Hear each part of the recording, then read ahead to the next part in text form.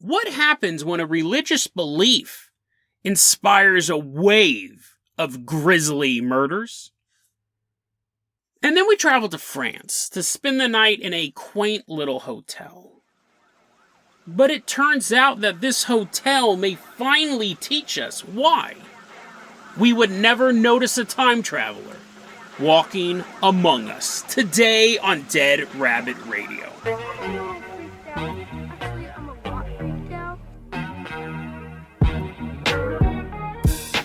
Hey everyone, welcome back to another episode of Dead Rabbit Radio. I'm your host, Jason Carpenter. I'm having a great day. I hope you guys are having a great day too. I hope you guys have some fun plans for the weekend. We got a lot of stuff to cover here. So first off, let's go ahead and give a shout out to one of our Thanksgiving live stream contributors.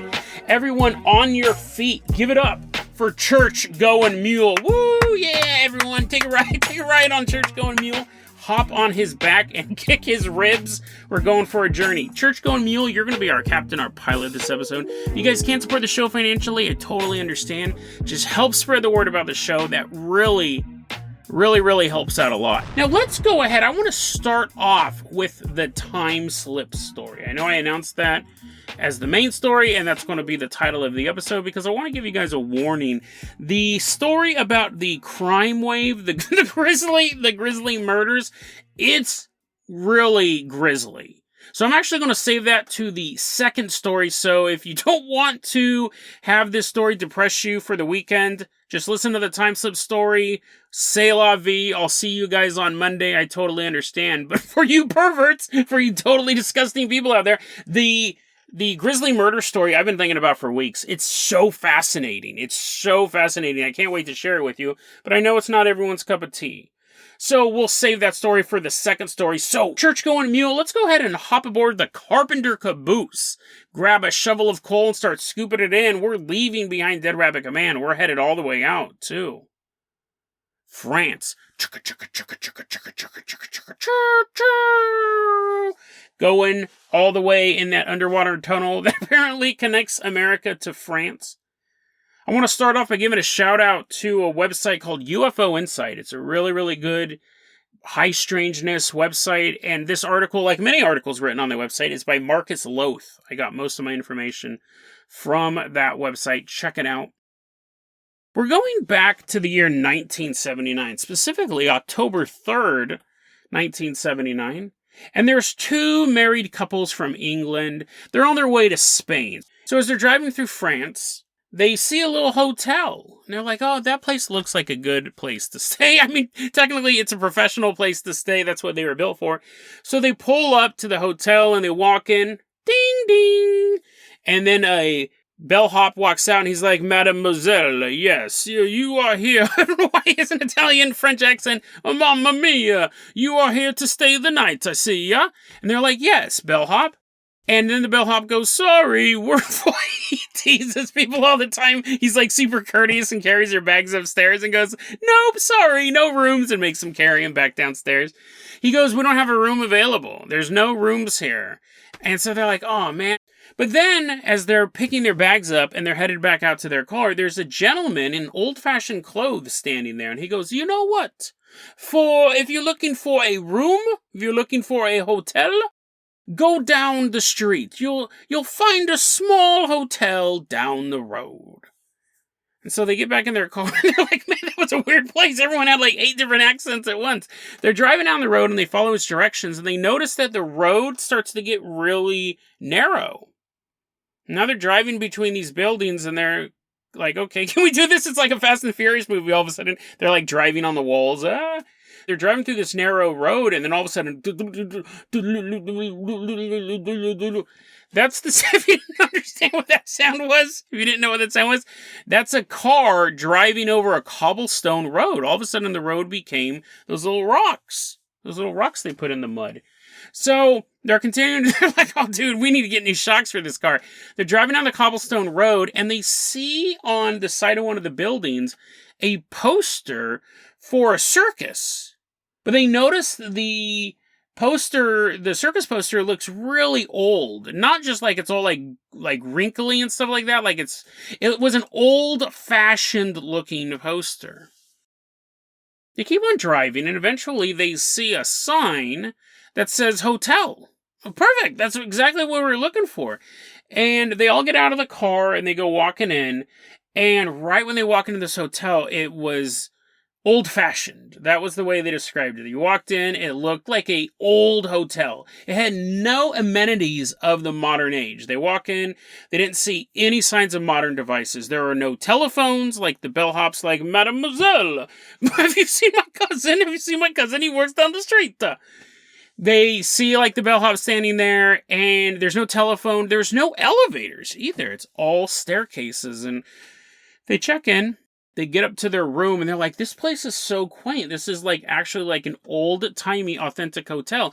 It's actually so authentic, there's no locks on the doors. They're like, what? Where in the world would you possibly want to sleep next to a bunch of strangers and not be able to lock, if not barricade, your door? No locks on the doors. And then one of the women goes, oh, if you think that's insane, look. And she throws open these wooden shutters. There's no glass in this window. It's just wooden shutters. I'm like, this is kind of weird. But maybe it is like this new thing. Like, they're trying to be super rustic, get away from the modern age. It's like super hippie and stuff like that. Maybe. No locks on the doors, no telephones, no elevators, no glass. So they start taking pictures of this incredibly quirky hotel. The next morning, they wake up, they go downstairs, and they get breakfast. They have, like, this really nice dining room. They're eating ham and eggs. It doesn't actually say what they ate, and I'm just listing stuff that I want to eat. And sausage with 4 pancakes covered in syrup. Oh. They're eating my dream meal. And while they're eating, they see 2 men walk in, and they're wearing these dark blue uniforms with these little capes. And one of them goes, you know what? They're dressed like old-fashioned French police officers. Gendarmes is what they were called. These gendarmes are walking around. And, they recognize them as old-fashioned police dudes, but they don't really think anything of it, right? Again, maybe it's part of, if you're going to be a police officer in the hotel, you have to change into this old-timey outfit, not to ruin the illusion. They just continue to go about their business. And then at one point, they get done eating breakfast. It's time to go.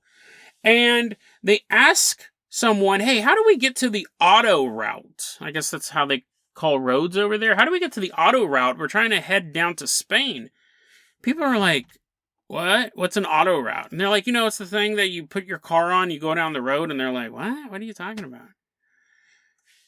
At this point, you figure they're probably taking the rustic thing a little too far. You're like, okay, buddy, we get it. You're from the past, but can you just give us directions? And they're like, we don't know what you're talking about. So they're like, fine.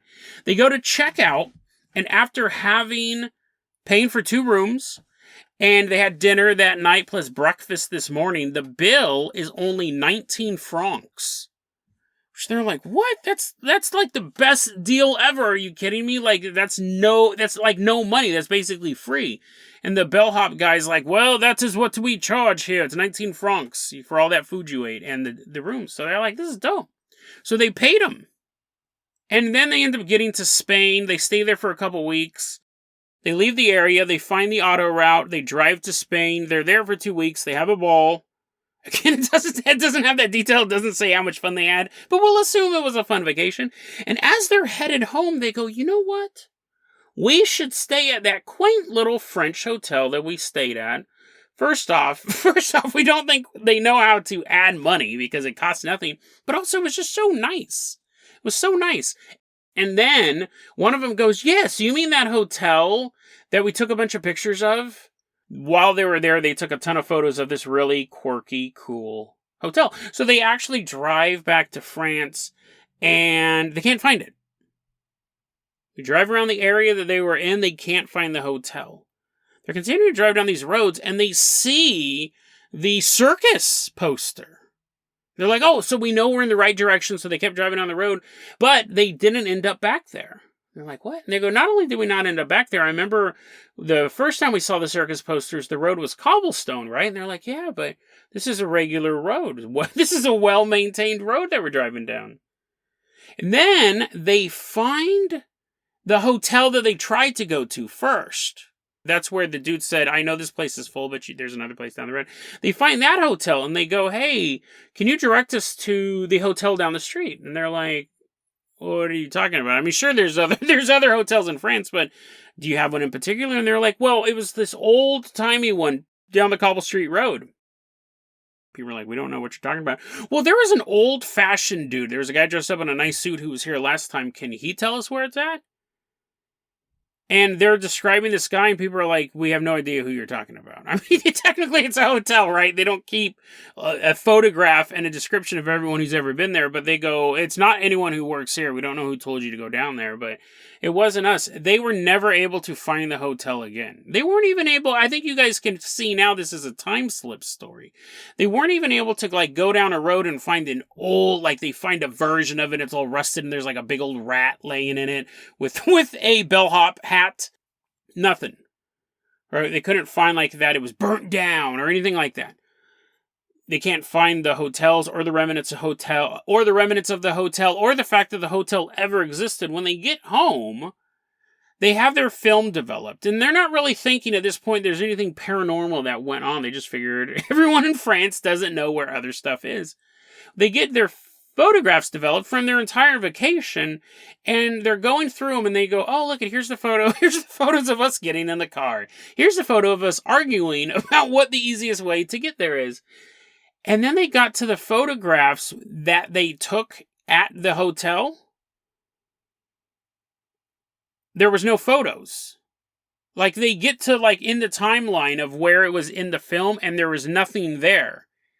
And at this point, they go, okay, we know we took photos of the window shutters and of the room because it was so weird. And it was quirky. And I know Jason keeps using that word, but it was so fun. We wanted to show people about this hotel, but there's no photographs here. And then they would go from their photographs of other places, and it would just jump to further in the journey, and then photos of Spain and stuff like that. But they had no photos, and they knew they took photos when they were at the hotel. Now they're starting to wonder what actually happened, because you have 4 witnesses to an event where they found this hotel. No one knows where it's at. There's no photographic evidence of the hotel.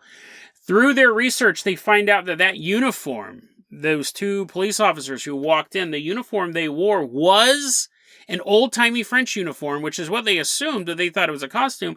That uniform hadn't been worn since the year 1905.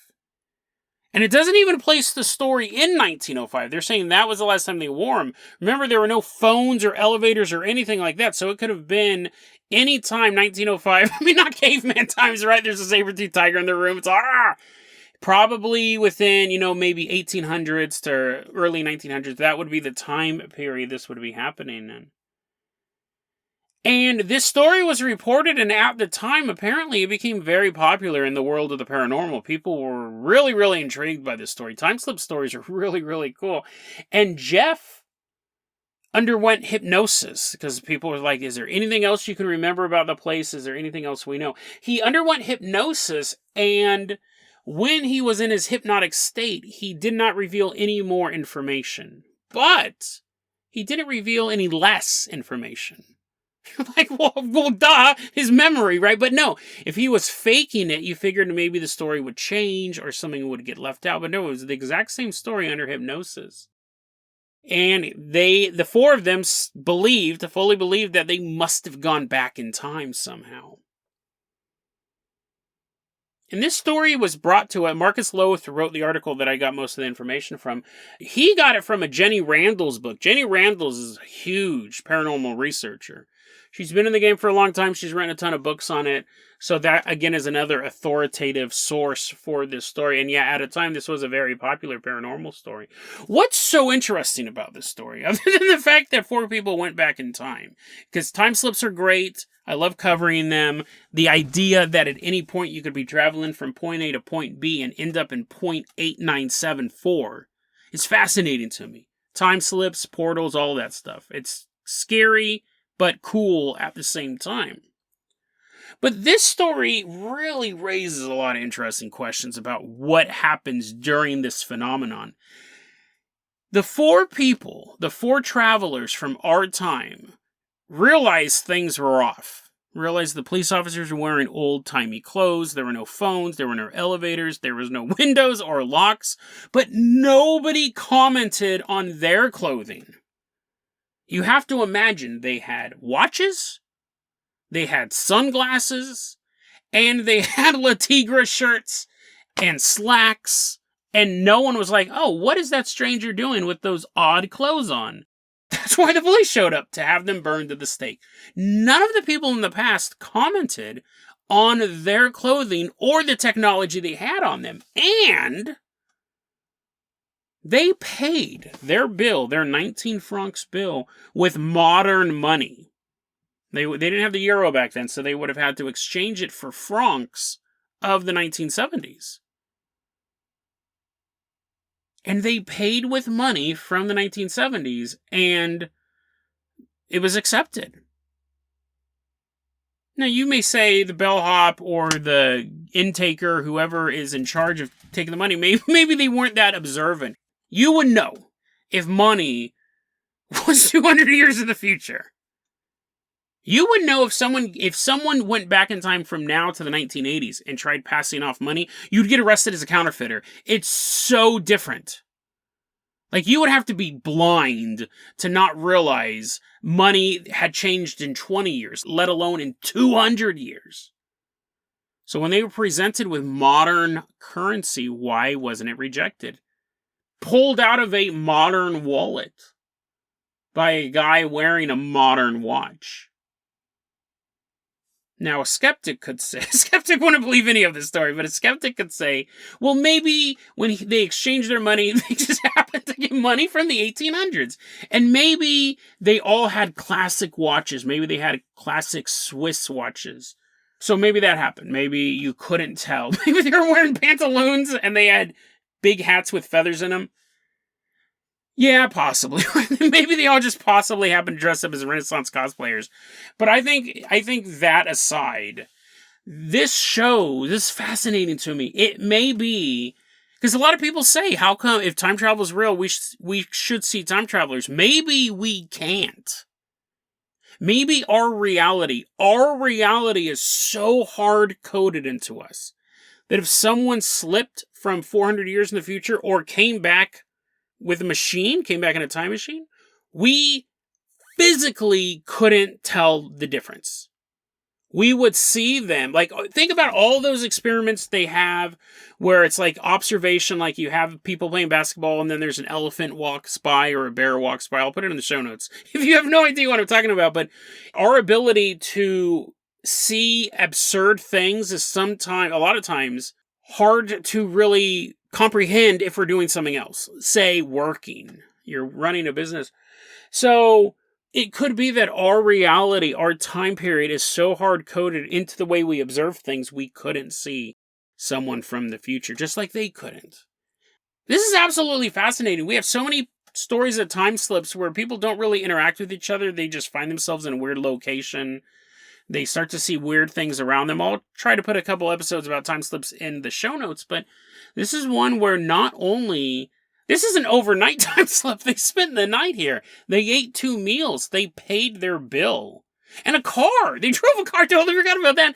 They drove a car down a cobblestone street, parked it outside a hotel in the 1800s, got a room, and no one goes, what is that outside?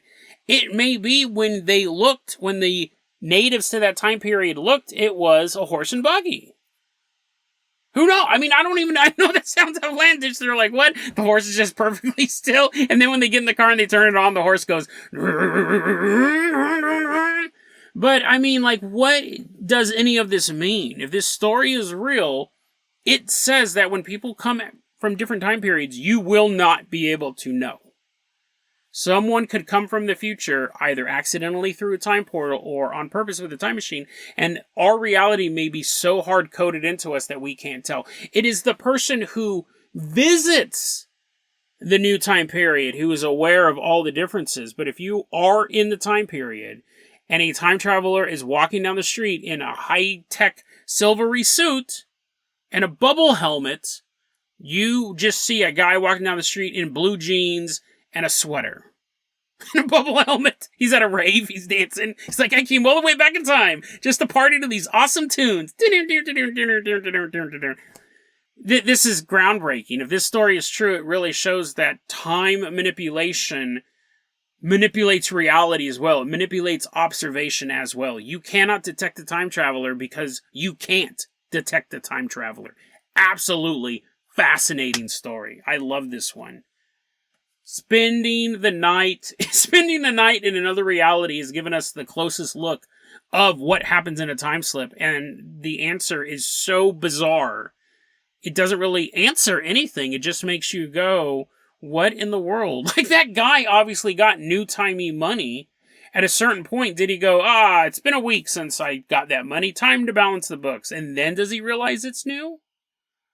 Or does he continue to pass it on? Does it go through the local economy there, and eventually, because it's paper money, it eventually gets frayed and torn and then just disappears? So by the time 1979 comes around, there's not any copy of it left. But that money from 1979 did come back, and everyone in that time period saw it as contemporary money. Fascinating, bizarre story. Absolutely weird. Church-going mule, let's go ahead and toss you the keys to the Carpenter Copter. We're going to leave behind this old... You guys are pulling me away as I'm eating all the pancakes. I'm like, these are the cheapest pancakes ever, and the most delicious. You're dragging me away, throwing me in the Carpenter Copter. We're leaving behind this old-timey hotel in the distant past of France. We're headed all the way up to Stockholm, Sweden. Now, I should have, before we took off, but now you guys have to jump out with parachutes. If you guys don't want to listen to this next story, it is pretty grisly. I will see you next week. Here's your parachute. I'll see you next week. But if you do want to stick around, this is, again, it's a really fascinating story. As grisly as it is, absolutely insane story. We're headed back to the year 1740, and we're going to Stockholm, Sweden. There's a young woman named, this is when people who are like, nope, I'm out, they'll recognize this name right off the bat. There's this young woman named Christina Johansdotter. Oh, I didn't think about that. It's probably actually Johansdotter. Christina Johansdotter was a young woman in love. She's in love with her fiancé, and she plans to spend the rest of her life with him. But he dies. And with him dies her will to live. She wants to join him in the afterlife. Around the same time, her friend is happily married. Her friend has everything that Christina ever wanted: a loving husband, an infant, a future. And Christina just wants to leave it all behind. The problem is that Christina, she knows what she wants to do. She wants to kill herself. Well, to be fair, she wants to die. But outside of, like, joining a war or doing something stupid, right? Like going up and, like, tickling a horse, surprising a wild animal. There's no guarantee of that stuff. You might just get horribly mauled, kicked in the face by a mule that you're poking with a stick. There's no guarantee you're going to die. So she wants to die. But the problem is that she is a member of Catholicism. She's a Catholic. And it is against Catholicism to commit suicide. So she can't do that. It doesn't specify if you kick a horse in the balls and then the horse just happens to trample you to death if that's suicide. But again, she's not willing to test that theory. Back in 1740, if a Catholic killed themselves, it was considered a mortal sin, which could lead you to damnation. Now, there's a caveat that if you commit a mortal sin and you then repent afterwards, it's possible that you will be able to go to heaven. But you can't, if you kill yourself, you won't be able to repent. You're dead. So suicide was considered a mortal sin, and if you killed yourself, you would not be able to go into the gates of heaven. They also weren't allowed to have a Catholic funeral or be buried in a Catholic graveyard. So Christina is going through this torment, and she wants to be with her lover. She wants to be on the other side. She can't kill herself because then she won't be with her lover on the other side. So, what to do? What to do? One day, Christina is the witness of a public execution. A woman is taken to the middle of the square. I don't know, maybe they did this down some dark alley, but apparently there's a bunch of witnesses. This woman was dragged out by the executioner, and her head was chopped off, and her body was burned at the stake. Christina turns to one of the people in the crowd and goes, "Oh, what was her crime? Why is her head getting chopped off?" And the guy goes, "Ah, yes, young lass. You would like to know why this woman's head is all rolling on the ground right in front of him," and winks at him. Dink. "Oh, yes, you want... I gotta have the laughs while I can, because the story's gonna get awful in like 30 seconds. "Oh, yes, you want to know how wee lass got her head chopped off? Oh, that horrible woman. She killed a baby." Christina goes, "Killed a baby, huh?" Christina went to her friend's house and said, "A friend of mine is visiting from the country. She would love to see your baby. Can I borrow her?" The friend goes, "Yeah, of course. Here you go. Take my baby." It's weird now because I don't know who borrows babies, right? But I guess when someone was coming from the country, maybe she didn't want to travel the extra couple of yards to visit the friend. She just wanted to go to Christina's house. I'm quibbling on details. I'm buying myself time for where we're going. Christina takes her friend's baby, walks out into the front yard of her friend's house, picks up an axe, and chops the baby's head off. She is arrested, she confesses, she repents, she is brought before the public square, decapitated, and her body is burned at the stake, but her soul has gone to heaven. And Christina knew that the baby's soul would go to heaven too. So, no harm, no foul. This baby is at peace in the afterlife, sitting next to Jesus. I am with my lover. Everything worked out. Now, here's the thing. Here's the thing that's so interesting about this. If this was a one-off crime, I didn't want to talk about this just because it was a one-off crime, right? This wasn't a one-off crime. Remember, Christina saw a woman being executed for killing a child. Christina was not the first, nor would she be the last woman who killed a baby. This was actually a very common way to kill yourself back then. Because you did not want to commit suicide, you killed a baby. The reason why they chose a baby was really two reasons. One, because the baby was devoid of sin, so you knew the baby would go to heaven. If you just killed some random person walking down the street, maybe you killed them before they could have repented or turned to Christ or something like that, and you've actually damned them to hell. Also, the murder of an adult, sometimes you just got life in prison. But the murder of a child always ended in the death penalty. Always. If you kill a child, you were killed yourself. And remember, that's what people wanted to do. They wanted to commit suicide without committing a mortal sin. Now, technically, murder is a mortal sin, but then you'd have time to repent. Very, very common way for people to kill themselves back in this time period in Sweden. It's absolutely insane. In 18th century Sweden, this was the number 2 most common reason for killing a kid. Number 1, unmarried women not wanting to keep their babies. That was the number 1 reason why women would kill their children. I didn't want to have this kid in the first place. I can't feed it, so I'm going to kill it. And that, unfortunately, happens today, right? Casey Anthony, for example. Technically, she was found innocent, but you have that happen today. But that was the number 1 reason back then. Unmarried women not wanting their baby. Number 2 reason why babies were being killed, to commit suicide. And people started to, because the news would get out, right? When someone killed a baby and it was because they wanted to kill themselves, the family and the community would feel such sorrow for it was primarily women, it seems, were doing this, but they would feel, but I think some men did it as well. They would feel so much sorrow for the woman. Oh, she was so despondent. She was in such grief. The only out she saw was murdering a child. So a ceremony began to coalesce around these executions.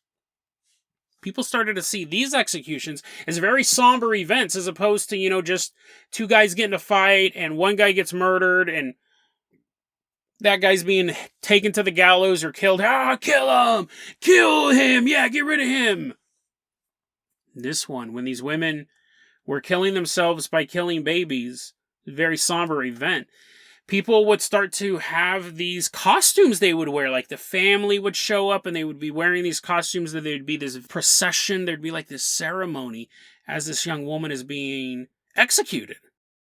And the government is getting very, very upset about this. This is supposed to be a deterrent. We're supposed to show. That's why we're making it so bloody. That's why we're burning the corpse. We're not giving it a Christian burial. This is supposed to prevent people from wanting to do this. But now we got this whole rigmarole around it. And we see these people actually venerating the women who are killing these children. So the government started adding a little bit of torture to it. They're like, maybe this will prevent desperate people from finding any way out of Earth. They added whipping. Like, oh, you've been a naughty girl. We're going to whip you. They'd whip her with the whip. And I keep saying her because I do think that's predominantly that, but there were men who were doing that as well. They'd whip them. I'm not trying to be sexist when it comes to murdering children. This is so horrible. So they'd whip you, and you'd have to spend 2 days on the scaffold.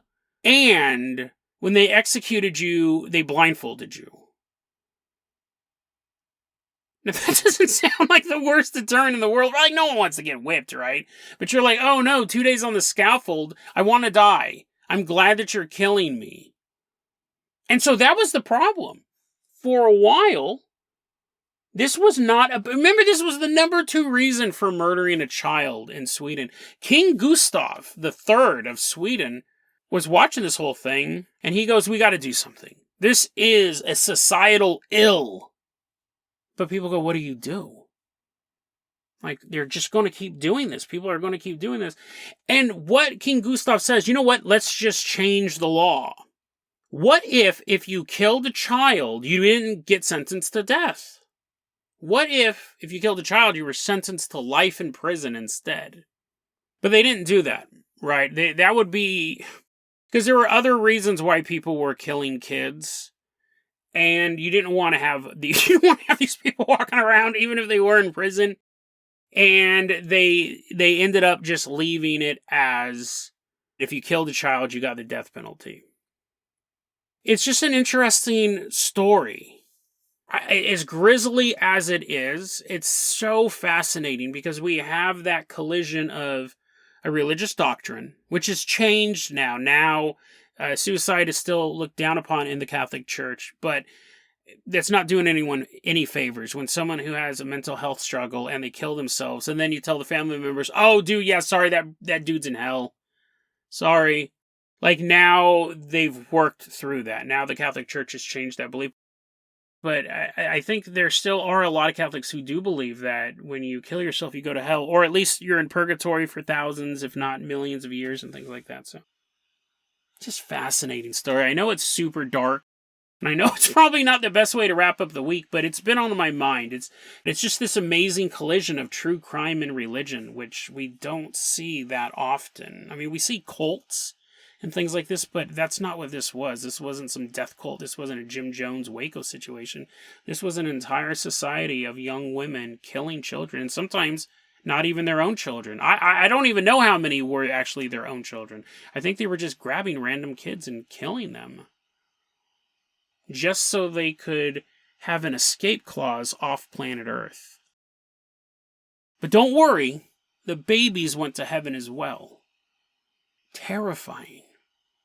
Terrifying story. You want to end your suffering, but you do nothing but bring unending suffering to the survivors, to the mothers of those children. Just a dark reminder of what a depraved and depressed human can do, what they're capable of. They're capable of the most atrocious crime possible, hurting a child. But in Christina's mind, she didn't hurt anyone. She spared that baby. That baby went right to heaven. That baby would never fall in love and have her heart broken. No. Christina was saving that baby as well as saving herself. At least that's what she was hoping for when she felt that executioner's axe lop off her head.